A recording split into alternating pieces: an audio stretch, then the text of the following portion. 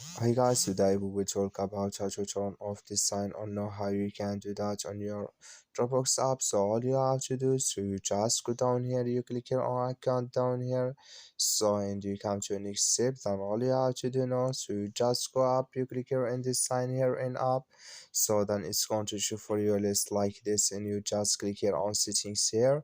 Then it's going to take you to next step. Then all you have to do now, just come here to camera uploads here, you will click on it.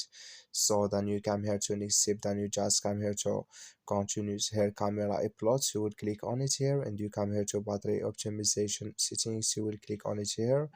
So then it's going to add video here, so it's going to turn on video now. So just switching to open video here in this list. So when it's going to open video here, you just go down here and you search for Dropbox, you click on it, then it's going to turn on video here. That's all. Thank you for watching. Don't forget to support us by liking, subscribe.